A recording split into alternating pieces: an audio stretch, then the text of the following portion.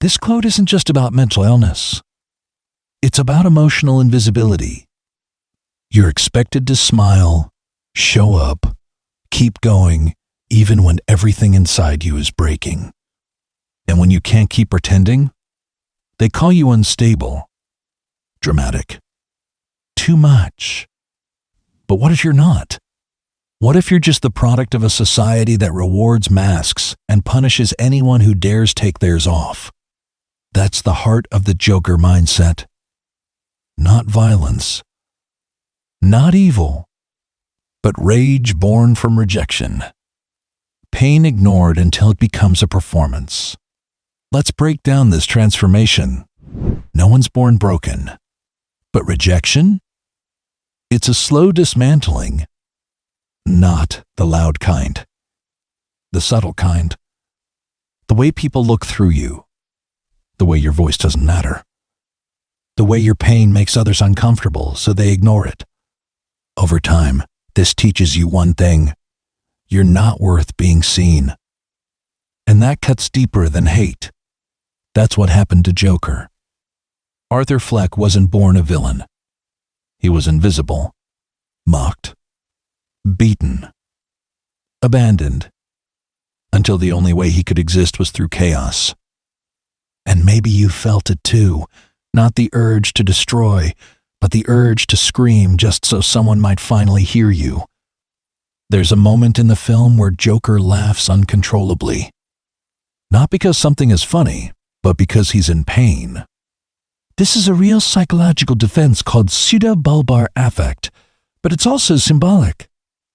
It's what so many of us do. We make jokes about our trauma. We laugh when we want to cry. We burst things off with, "I'm fine." Because if you let the pain show what happens next, who will stay? The Joker mindset is what emerges when laughing becomes your only protection. When the pain is so constant, it starts to feel like the punchline. Here's where it turns. When Arthur becomes Joker, he stops chasing approval. And that's the dark allure. Because for once, he's not trying to fit in. He's not begging to be accepted. He's free even if that freedom is laced with madness. This is the final stage of pain. You either break or you break free. Now let's be clear, the Joker's version of power is destructive. But it symbolizes a truth. At some point, you stop waiting for someone to save you. You stop explaining your pain to people who don't care. And you take your identity back even if it means standing alone. That's what resonates with so many people. Not the chaos, not the crime, but the clarity. I will no longer be who the world tells me to be. The Joker isn't just a villain. He's a mirror. A reflection of what happens when people are discarded, when feelings are denied, when authenticity is punished. Most of us won't become him, but many of us carry the same wounds, the same laugh, the same silence. And sometimes we just want to stop pretending.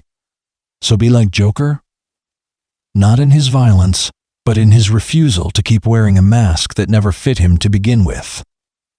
This channel is about understanding yourself, layer by layer. If this spoke to something inside you, you're not alone. Subscribe for more insights on the mind, purpose, and healing.